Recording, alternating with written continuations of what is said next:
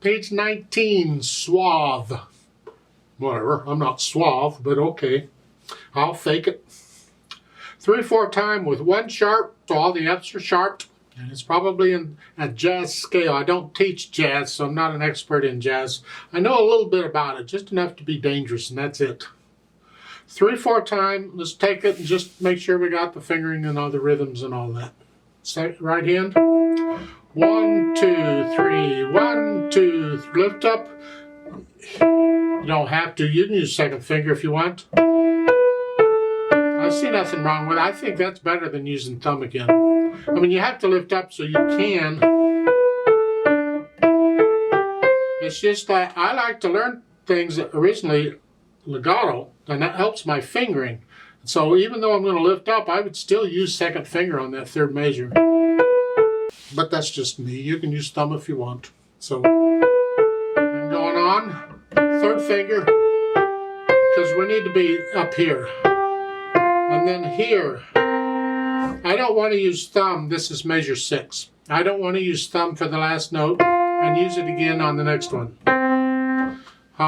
It's going to have to be second finger. Well, if that's the case, then I got to use third finger for the G. Here. So it's here. And then here. And 4, hold the C down.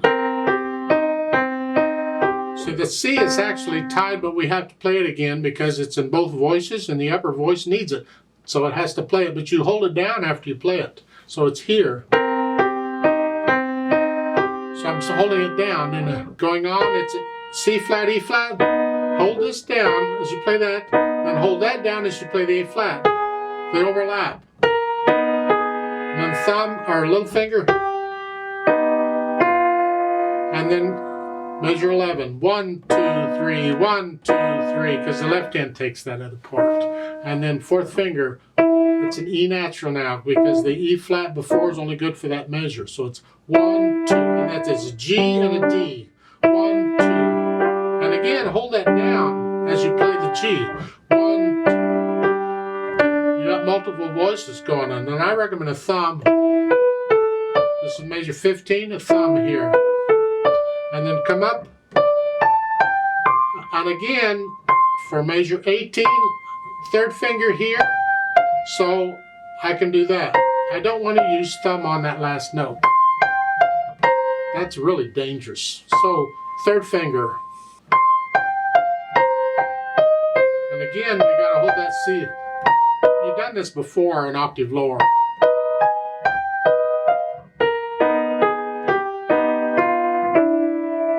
And then at the end, measure 25. That D, hold it down. And again, hold the D down. I recommend here at the end, you do a 5, 3, and then here. Here. They have you doing a 3 here. Well, that's a stretch unless you play both of those.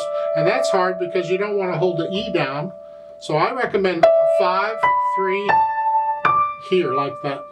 So maybe it's an error. Maybe they meant to put the 3 on the A. I don't know.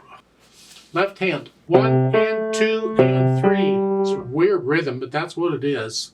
1 and 2 and 3 and 1 and 2 and... Don't forget the F sharp. It's in the key signature. 1.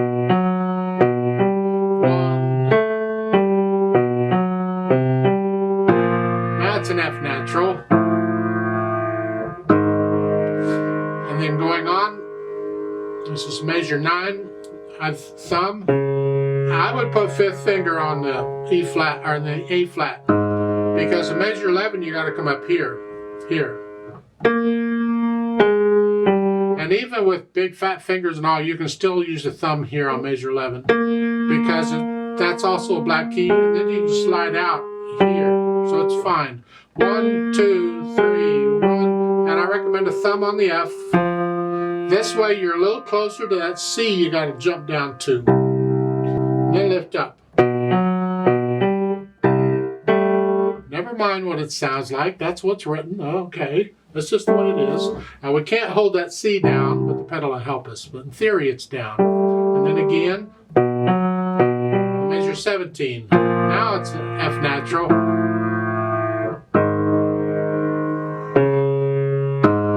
recommend on measure 21 here. Go ahead and use thumb here if you can. This puts you in position for the rest of it. So before that, you're here. Just use thumb on that. That way you're, and then 5-1 at the end. And you hold that down forever. Put the hands together carefully. 1 and 2 and 3. 2 and 3.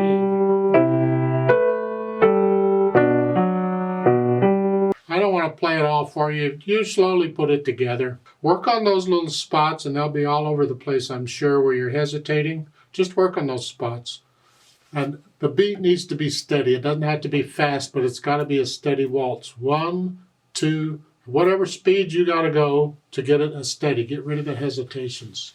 Then when you have it, as far as articulation goes, there really isn't any. You got some slurs. You can lift up in the slurs. The left hand doesn't have much. You have slur. Down, up, down, up. So whether you can hear them or not, do the technique for them. You want to feel them. So it's here. And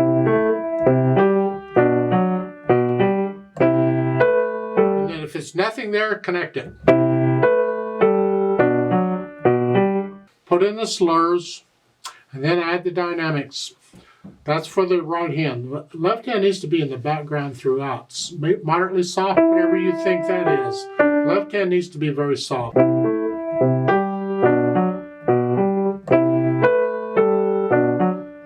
measure 5, you're going to crescendo up and then come back down. You go up to about a moderately loud and come back down. Then come back down.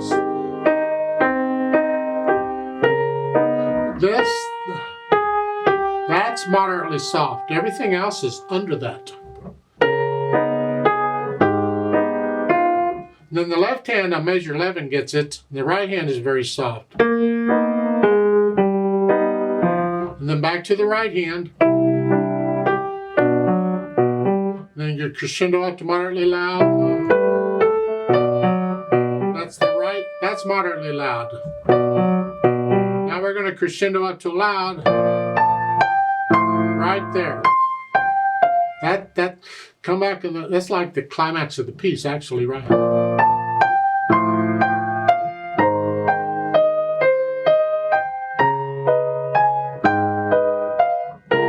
the last line, you're going to diminuendo down to very soft at the end. So plan it out. You're moderately loud here at the measure 23. Say 2 measures later, you come down to moderately soft. Now soft, very soft. There. So you plan it as like 2 measures at a time. I'm getting a little softer. And then the speed. Well, it's about a march tempo, exact. It's in 3/4 time. So it's about 2 beats per second. 1, left, left, right, left, right, left, left. As fast as I've been playing, I think. Something like that.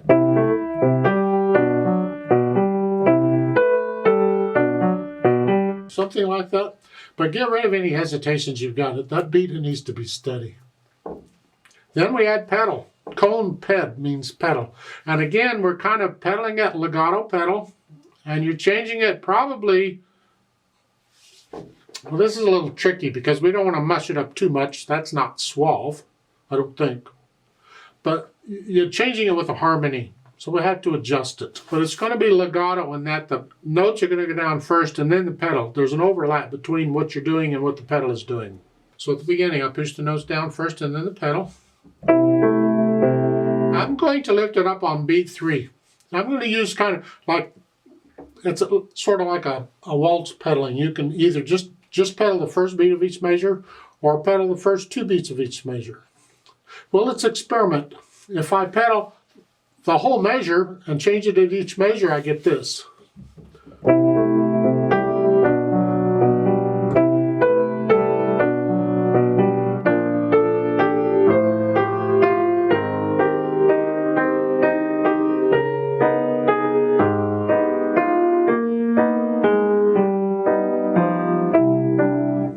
That's everything. If I pedal just the first 2 beats of a measure, I get this, and lift it up on beat 3.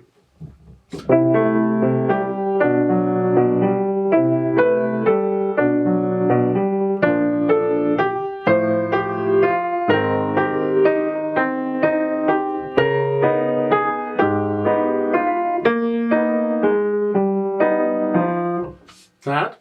If I pedal only the first beat of every measure, I get this.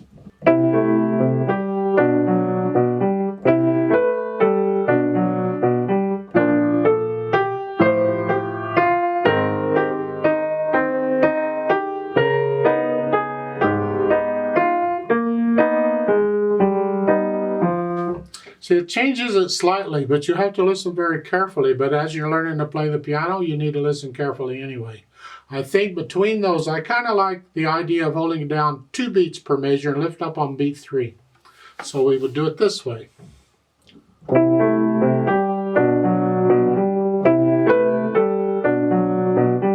So forth. So I'm going to suggest you do that pretty much. Now when you get to the end, they give you a pedal indication. They want you to keep the pedal down for the last 4 measures. Here, all the way through. Just let it all run together. All together. That's fine if that's the effect they want. And then at the end, lift the pedal very slowly with the hands, just everything ever so slowly so the sound dies away.